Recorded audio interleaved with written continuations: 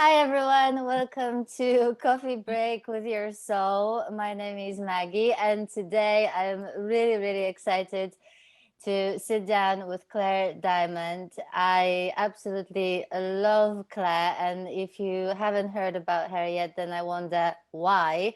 But seriously, I'm really excited. Clare is a transformative coach. She works one-on-one with people, but she also runs these incredible online courses that I will leave all the information about in a description to this video.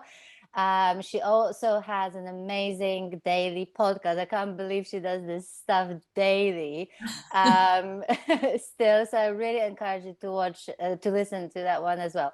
And I was just saying to Clare that the trouble with sitting with someone like Clare is that I have so many questions and so many things I want to talk about that I'm completely overwhelmed already. But we have a limited time, so we'll see what we will be able to cover today, and if there is a need to talk some more, then we're going to do it again, so no worries about that. But in the meantime, hi Claire. Oh, hey, my love. So great. I'm I'm so so glad excited we're to see here. you. I'm so excited to see you. So I want to start from asking you about your own journey. The title of this little series that I'm doing is called Ordinary People, Ordinary Awakenings. And so I love this subject so much because this is just to show that awakening isn't actually anything woo or something Mhm. extraordinary. It really is something that's completely available to every person at any point in their lives. And and and every person has, I suppose, like a point in their life where something is clearly not working, that triggers some kind of need to seek for answers or for change. So what was it like for you? What was your life like when you decided to, okay, enough is enough, I have to do something different? I think it was all my life, really. I think from very young, I was ill at ease in a way, like really shy, really so worried about what people thought of me. Blushing, like real severe blushing problem at school. A horror of speaking to any audience or in any group. Um, and then, yeah, and it just didn't go away really. And so when would be the first time? I was probably always reading books to try and find what was wrong, like how I could be at ease a bit more. Mm-hmm. But probably the first course I ever did was the Landmark Forum, um, which was really amazing. And I think actually there's so much in that combined with non-duality, I don't know, that like sort of Mm-hmm. covers everything in a way. Mm-hmm. But yeah, just carried on from there. I think Mm-hmm. Landmark Forum and NLP and hypnosis and yoga, meditation.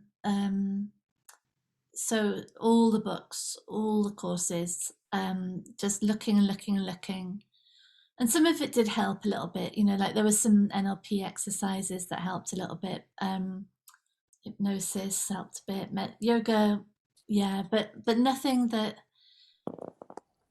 stopped the search until I read Michael Neill's book, The Inside Out Revolution. No, actually, first of all, I read Super Coach by him and Mm-hmm. thought, so fresh. It was really unlike anything I'd heard before. And then I read The Inside Out Revolution. Actually, before that, I'd done my yoga teacher training, Mm-hmm. which that was literally the first time that eh, there had been any hint, like nothing before then had made me think, God, the reality of me and the reality that's out there isn't actually fixed objective truth. And it was really mind-blowing, like the yoga. But I think it wasn't until I read Michael's book, the second book, that it really settled, because it was quite the way the yoga was presented was it was harder for me to get my head around it. Mm-hmm. But then Michael made it really simple, and Super Coach was amazing. So these that like were sort of big blocks, like big sort of falling aways, really, I would say. And then then continuing to work after with different other coaches within 3P and non-duality, and just it just becoming clearer and clearer that how incredible the mind is, really. I think above all, what capacity humans have for mental creation, but then also of living in those mental creations as if they're true. And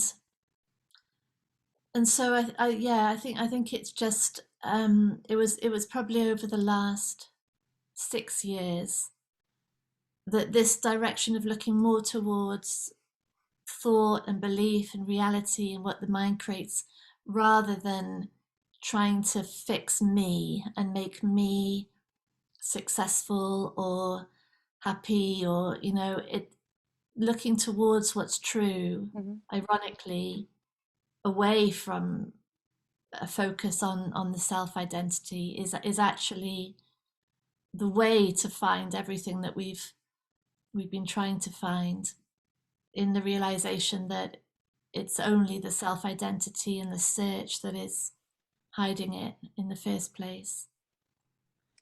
So very ordinary, yes. Yeah. So what would you say? Is the difference? Because obviously, if any of you who are listening have been also exposed as if it was some kind of danger, if you came across three principles, then one of the I really think that this is one of the most liberating insights one can have, is to just realize that we live in a thought-created reality, and in a simplest way, if you've never heard about it, is basically to realize that it's not the circumstances, the people, the outside world, anything that is creating our experience, but it's the thoughts that arise, that we continually have about those things, that create that experience. And this is, by the way, and I think this is even that is being misunderstood, because I think sometimes people take it as this being this is undermining the validity of someone's experience, and that's not what it's about. The experience is happening, it's real, it's just a case of where that experience comes from. But what would you say is the difference, if any, between that realization that we live in a thought-created reality, that I really believe the three principles is sort of, focusing very much on, and the non-duality, non-dual understanding? I'd say the big difference, and it's just an extension of that, really, because I think non-duality says the thing that thinks it's doing the thinking. So the me, so in the 3Ps, that was an enormous revelation, like this, the lens through which everything is looked at actually is creating it over and over and over again. But the next bit of that, and I think without this, we get just sort of locked into, well, it's my fault, it's, I need to change my thoughts, I need to be thinking differently. The next stage is to realize that all idea of self as well is a creation of that same thought, It's a momentary appearance. Self and other are made of the same thing, and there actually isn't. There isn't an individual that is doing the thinking. It's just a thought arising. I'm an individual, and that I think is enormous then, because and I love how 3P is a really incredible access point. Yeah. And just to keep, I would say, keep going. And there's a lot, and Sid, all of his work is saying this. So it seems to me that Sid was a non-dualist, really. Absolutely.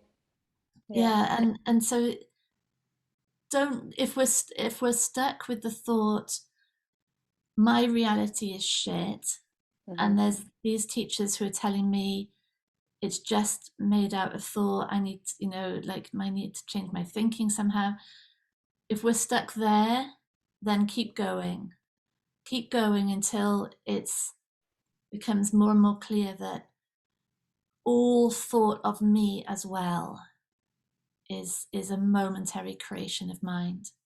Yeah. And there isn't any substance to it, really. There's no truth to it. Yeah, and I absolutely agree with you. I actually think that Sid's teachings are absolutely non-duality teachings. Is just that it's so. I think one of his greatest missions was to make it available to as many people as possible, and three principles as a concept became a really good way to sort of explain it, and it made a huge difference in people's lives. It's just like you said, to me, non-duality is taking it that bit farther, and sort of it's even more mind-blowing. But why do you think we have such a hard time wrapping our minds around this? Why does it sound so crazy and insane almost to people when they hear that, we live in this thought creator reality, that even the self is a concept, and in particular that idea that we have no control of our thoughts, when so much of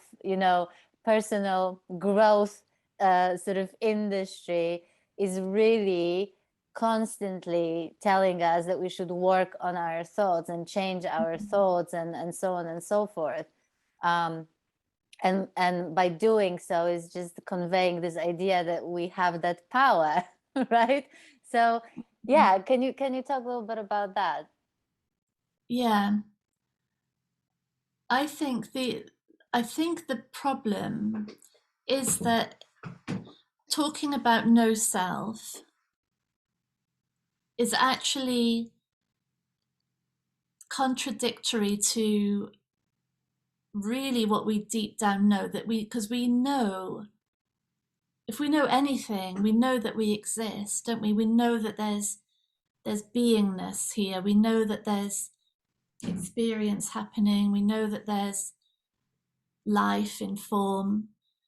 And then, but the mind interprets those words, there is no self, there's no individual, as meaning you don't exist.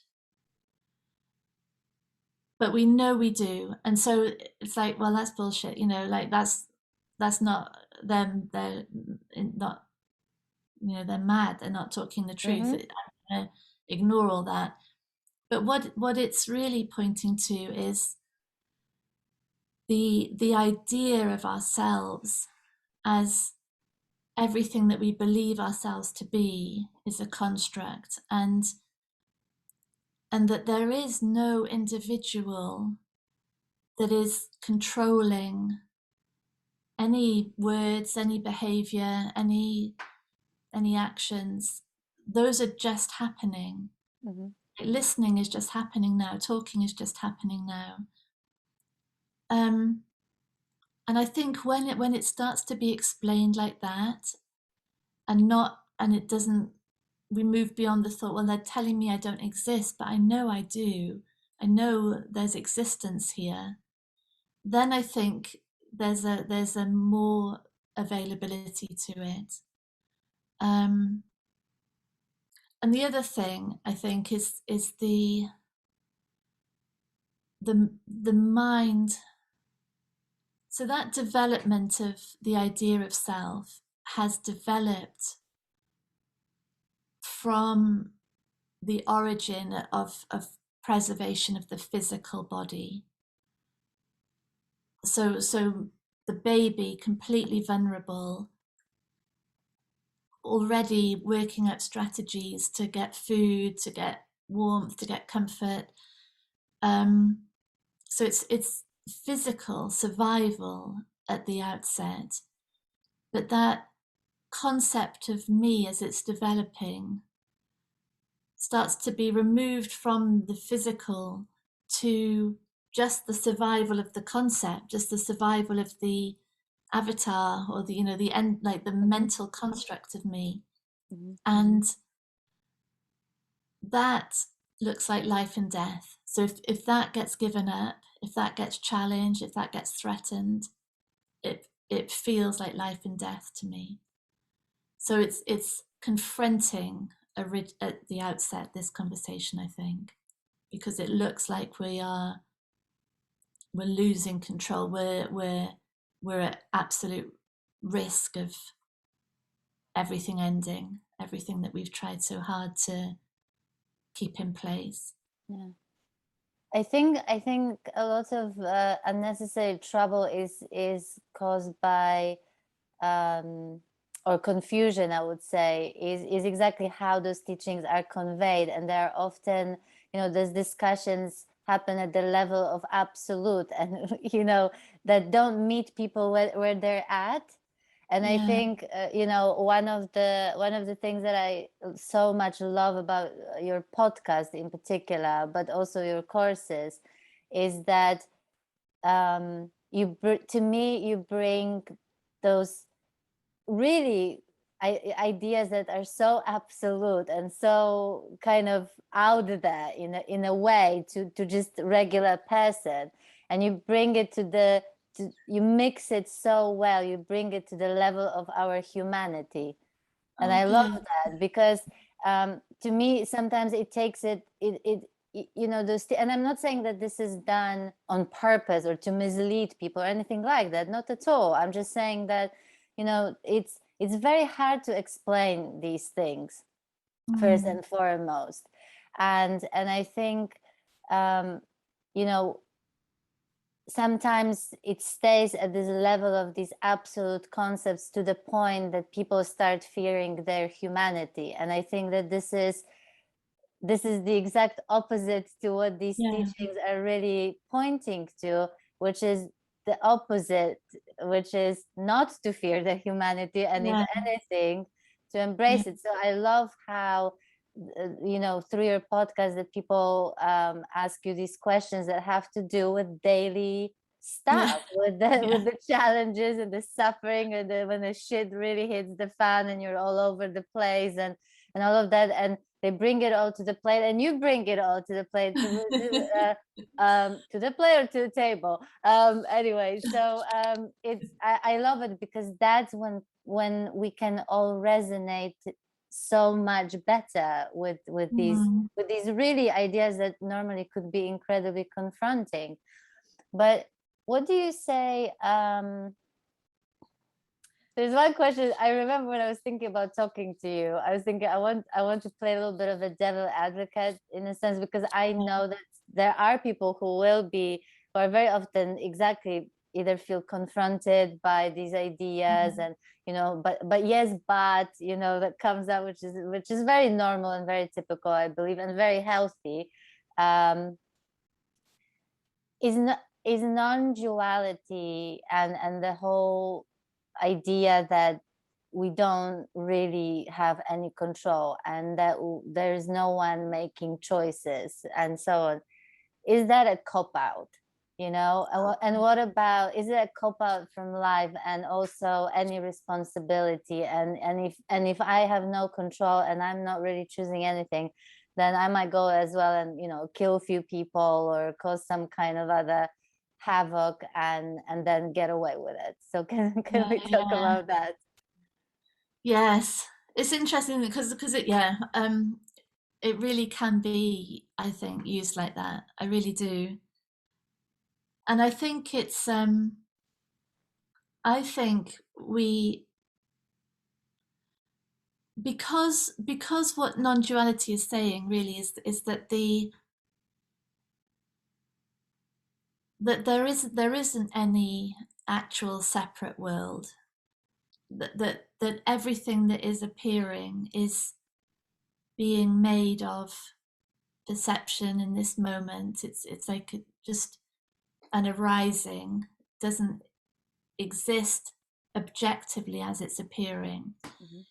So really that points to everything is being held in place really by me, and your version of the world is being held in place by you as the originator of it, really, the origin of how everything appears.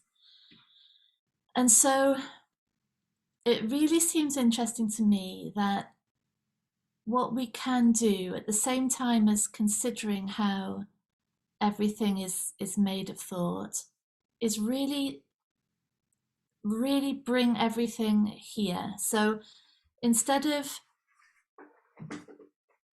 and I think this is where we really make sure that denial isn't even vaguely possible, because we say, okay, everything that you want to change in your world, everything that you're resisting in your world, everything that you hate, everything that you think is unfair, every criticism you have of anyone else, every time anyone has treated you badly, start with yourself, with your own behavior, to see where is your behavior doing exactly the thing that you want the other person to stop doing.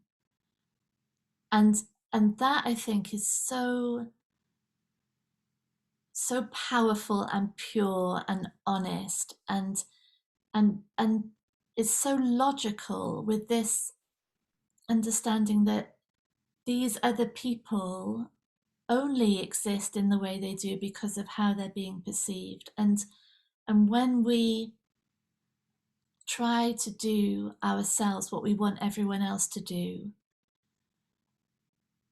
that's where the world changes. It can't change with us fighting things out there as if they're objectively real in the way they appear. It has to start with us dissolving all of the things that we're fighting against here, first of all. So changing our behavior, changing the way that we are with other people, changing our habits, our reactions, our resistances, our prejudices, all of it here. And then it's amazing how the people who were there threatening us have gone, because we've changed the world from here to begin with. And yeah. Yeah, no, but I really think that there's this idea sort of floating around, that just because you see how the reality works, right, as a result of having that non-dual understanding, that equates either with denial or some kind of a cop-out or lack of responsibility. I think this is such a huge misunderstanding, because actually, to me, it's the opposite. That when you have that awareness, you actually do take responsibility almost by default. So it's actually, right? So it's not I have to take the responsibility. The responsibility sort of comes out of it by default, because it's so logical, or rather it's so illogical to act differently, I think. But I think, like you said, I and I'm telling you, recently I've been seeing this and it's been painful. Right? Because it's honestly, it's so easy to how, how could this person do this to me, or how can this person behave like this, or how Yeah. and that implies that I'm this person that could never do that. But actually, when I put the sort of magnifying glass and looked at myself, I was like, oh my God, I have been doing those very same things myself. It might be Yeah. not to the same extent, it might not be to an extreme, and so on and so forth, but we're just so unwilling, or even not aware sometimes, that Mhm. we are not looking at ourselves to really see Yeah. how we really are capable of the very same things. Not Yeah. even capable, but that we actually can do these very same things that we dislike, or that offend us or hurt us when done by other people. I love that, Maggie. I love Yeah, that. yeah, it's That seems the capacity. I think the capacity for us to look at our own behavior, really, like really genuinely look at it and really own it, is is available in direct proportion to the dissolution of identification with it. Because while we're defending our identity, while it looks like we have to protect it or die, everything that comes into that identity, which would be our behavior because we think we're the thing doing it all, our family, our house, all of it has to be sort of protected as me. Don't you dare insult this or say anything against mhm, this because this mhm, is me, and we can't look at it ourselves. But as that starts to lose its grip, then yeah, exactly what you're saying, I think the real spiritual evolution, really, real, genuine spiritual um, enlightenment is is that is that real integrity with our own behavior, with our own words, and our own how how we replicate out into the world. I yeah. think is yeah, Yeah. And I think the bit that I think is so important that you mentioned, that also missed, there's a huge difference between taking that magnifying glass and looking at ourselves um, as almost like a research object, yeah, and looking at it just to then beat ourselves yeah, up over the brilliant, fact yeah, that we failed at this, or that we recognize things in ourselves that we don't like. So like yeah, you said, there's the looking without sort of attachment yeah, to it, and then there's the looking that can suck us into guilt or shame. This is not this is not at all the purpose of doing that. And I suppose that even if we don't recognize certain behaviors and things in ourselves that we don't like or hurt us in other people, that understanding really allows us to see so clearly that what the person does is yeah, not personal, and that is so huge, that we only ever do is yeah, a result, that what we ever do is really just the result of the conditioning, the beliefs, the mm, all the stuff that is accumulated over the yeah, years, that it can't be personal. And I think it's so hard to see, but once you see that, it's so liberating, and it really changes fundamentally how you see yourself and how you see other people.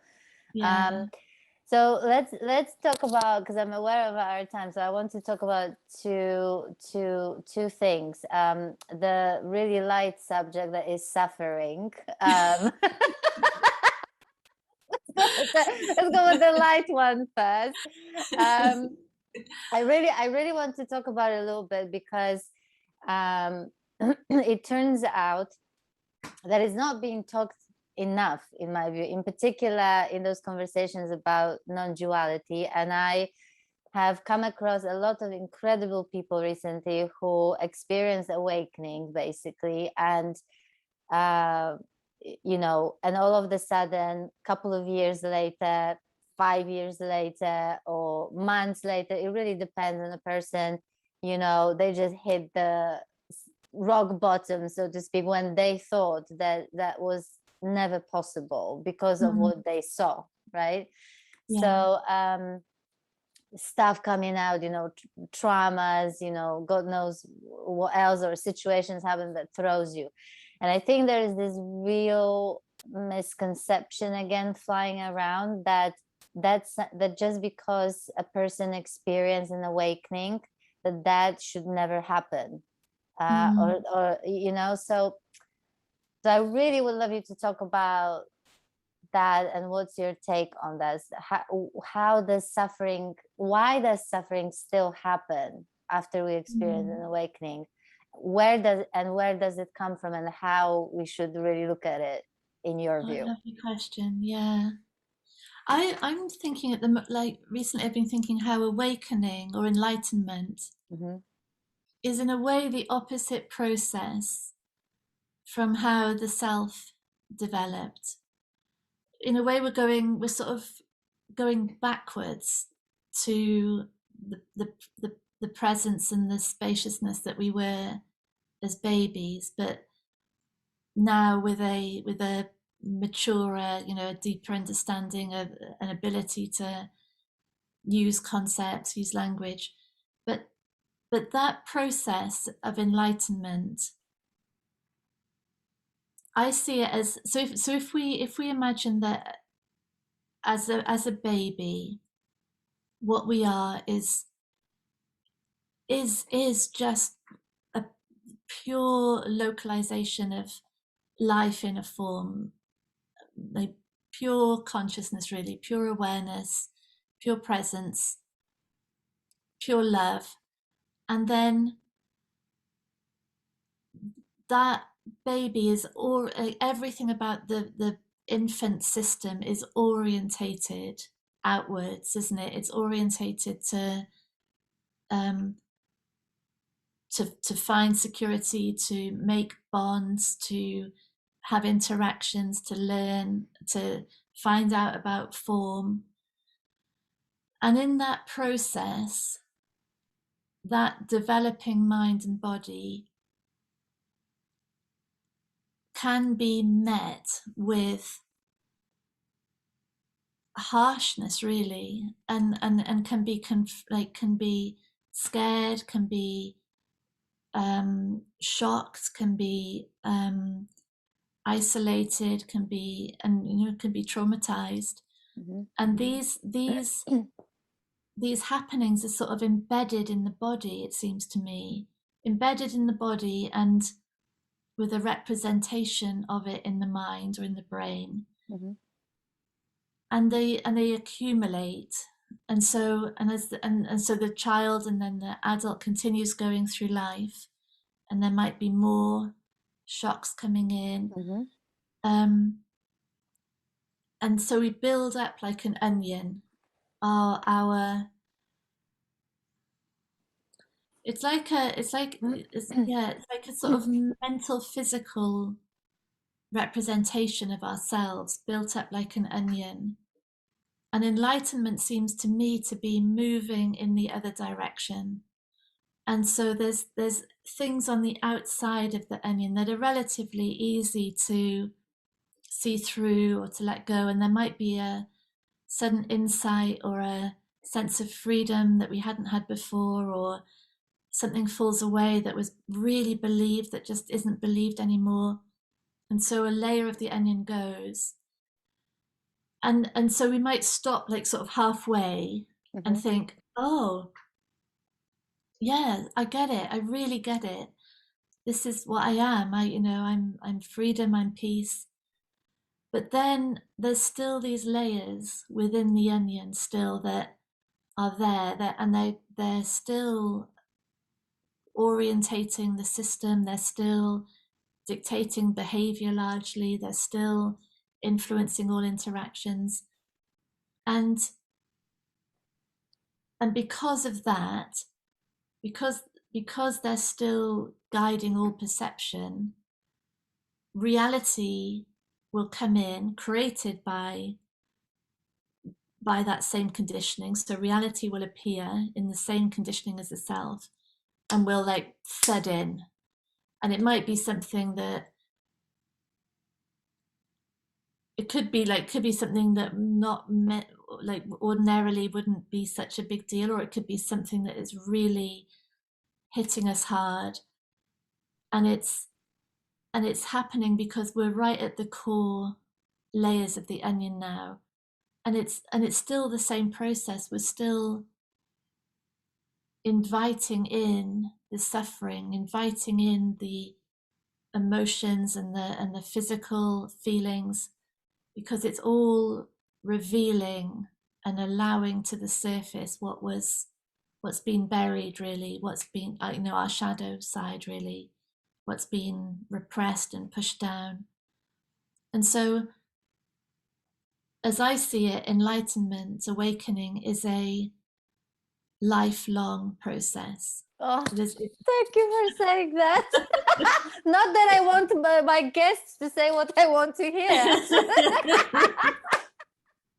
Absolutely not. But I really feel this so much. The truth of it. That to me, this is why I love the idea of awakenings as opposed to one full-blown event, that happens in life that just changes everything, takes all the suffering away, and we can just zen out and bliss out, for the rest of our lives 24/7, untouched by anything. I mean, I do believe that there are people who are so incredibly grounded and they have so very little of those layers that you talk about left, that it really shines through. And I truly believe that it's very possible that they very rarely would experience anything to an extent that they would describe as suffering. I really believe that. But it's not, it's simply because of those layers that have been peeled and peeled and peeled. And I love that to me this is the exciting part of this, that it's a process. It's not a one-off thing. And so I really would love people to not feel, it actually breaks my heart in a way when I heard a couple of people share that they were questioning their awakening, that the community that they were part of was saying that they should, they're not awakened if they're going through tough times like this, and it's like, but again, we live in we're swimming in the ocean of all kinds of concepts, even if they're well-intentioned, so to speak, they might not necessarily be true, and they can, confuse people. So what would you say to someone who's actually experiencing this at the moment? Experiencing the suffering. Yes, experiencing some kind of suffering, emotional pain, just going through some dark night of the soul or something like that. What would you say to a person like that, and what they could benefit from in those moments? What would be helpful? I think all suffering is an invitation to see a momentary crossroads that appears between going deeper into the story that suffering seems to be coming from, or seeing the story of it. So say, like last night on the webinar, we were talking about grief of someone dying. And what we can see in that is that, well, first of all, above all, this is about honoring the body, really being so intimate and present to all of the feelings that are there in the body, all the sensations. It's like it's about the health of allowing this system, in the way an animal would, allowing this system to physically do what it needs to do to accommodate the experience. and to feel the experience. So that's the first thing. Mm-hmm. And then we can see how the mind, the resistance to it, so the argument against it happening, like this shouldn't have happened, why did it happen to me, life is so unfair. That argument, that resistance can take us deeper into things always happen to me, I know, and projects us into the future. Like, what am I going to do? What's going to become of me? And we imagine loneliness in our future and things that on our own. But that resistance to the death is just coming from a mind that believes things should happen in the way it believes they should. And so it's a continual resistance to its own creations, really, over and over and over again. And so it's bad things happening to us are gifts. It sounds a terrible thing to say, but they are gifts because they bring us more deeply into reality, and they start to make transparent this resistance that the mind is setting up, and the story, and we can start to heal from that space. So really what we can see is a negative, inverted commas, negative thing happening to us right now, Mm-hmm. is actually, because it makes transparent the beliefs, it makes transparent the conditioning, it allows feelings in the body to come through that might not have been accessible before.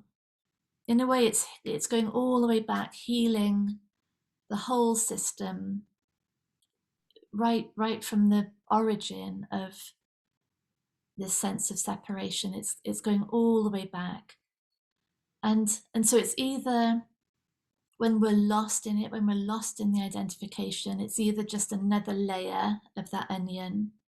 Mm-hmm. Oh yeah, now look what's happened, and we're sort of thudded and we're contracted and we've built a whole other layer of defense, really. Or really it can undo all the layers associated with whatever is being undone in that moment.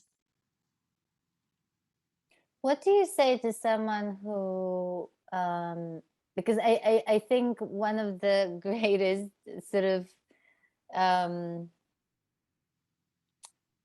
don't know how to call that, like the stuff that came out of personal growth industry is exactly resisting, this idea that we should not be feeling bad, that we should not be suffering, that we should work therefore on ourselves to change that, and so on. And there's this huge fear that people experience, partly because of that, to actually, that the idea of leaning in and not resisting whatever is happening when it's so painful and so difficult is crazy. And so why do you think we're so scared to lean in? And what would you say to a person who, but I'm scared that if I lean in and I look at all those things, like, I'm going to die, I'm not going to survive this? I think that's a very real fear, isn't it? Yeah. Yeah. I think to a big extent this is about really tiny steps, and I think especially when the development of the self concept has come about in a perilous or unstable, insecure environment, or an environment where to show emotion was actually dangerous, or to say what we think would result in punishment. These things are so learned, and they really are survival strategies at that time, but they become really dysfunctional and problematic as they continue to be applied, and we can't grow out of that old space we were in, and so we're replicating our old unstable environment continuously. I think it's I think it's maybe where the help of a mentor or a community or a buddy or a therapist who really gets this. I think that's awesome. That, because really what we have to do, I think, is move into discomfort when we've spent our whole lives hiding from it for fear of death, and to stay present to physical sensations that are arising, to all of that shame, that the need, the desperation. It seems to me that it's only through presence in these emotions that they are understood, really, and they're allowed to be, and they lose their absolute grip. Yeah. But it's not. I think we need love and support to do it, really. Yeah, and I think every person knows themselves enough to know how much of that process they can do on their own. Yeah. And how much of it requires an assistance, or even just a friend, even just someone to literally hold your hand when it happens, and stuff like that. Is there anything else you want to add to this subject before I move on to the last question? Just on that, what I loved what you were saying just then, because I think, and also we try to make things easier for our friends and our loved ones, don't we? Our children. We try to take away the bad feelings, but actually it's the opposite, really. Genuine unconditional love from us is to allow people to experience whatever they need to experience, and the more capacity there is in our space to allow someone to suffer in our presence is quite a big thing, but it's very healing for that to happen, without trying to take someone's pain away because we can't bear to witness it. To allow someone to feel is very powerful, I think. It is, and I've just changed my last question to a different question that goes better with what we were talking about, because that last question would take us completely out of that conversation that I think is way more important.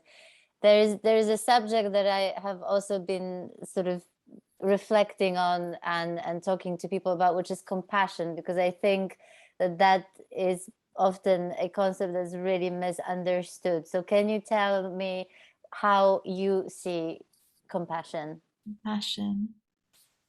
It means suffering with, doesn't it? I think that's the latter. Passion is suffering. That's the origin of it.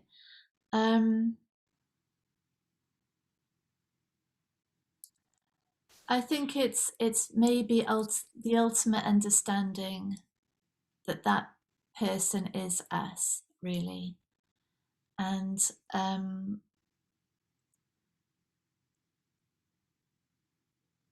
that we can't find our home in them. So we're all the old barriers, all the old defenses, the old protection that had to be in place because our sense of self, our separation was so tied into them and how they were and how they're being. As that dissolves, all there's nothing to secure, and there's just listening, there's just presence, they don't have to change in any way. that I think is compassion. Like it's a recognition of suffering with someone without it having to change really at all. That they are the mirror of us, and yeah, I think it's unconditional love, really compassionate. You know, again, we were talking about this on a yesterday, and um, it yeah, it's absolute presence without needing to change the other for our own sake. Yeah, absolutely. Because I think that so much of our attempts to help someone that come from that compassion that we have can actually be either, you know, trying to help someone so we feel better, Yeah, right? Because we're not able to take, you know, or it creates that need to change whatever that person is going through. And like you said, this is not what it's ultimately about. This is the yeah, ability to see that they are the same first and yeah, foremost, right? And that unconditional love that is, that has no self-interest in it. yeah, And that's when the real presence and the real connection are really possible and can be extremely healing, right? yes. I Yeah. love that, Maggie. Yeah, I that's I think I think this is a great way to end this conversation. If I was just thinking that if you guys have any questions that maybe came up for you during this conversation, and there's like loads of them, that it would be worth coming back for Claire to do another be lovely. conversation, then we're going to do that. And if not, I hope that to me that was actually plenty, and I really am so happy that you found the time to talk to me, and it's always great to talk to you and connect with you, Claire. Thank you so much. Thank you so much, Maggie. That was really lovely. Thanks, Thank you darling. so much for watching, everyone. Take care. Bye.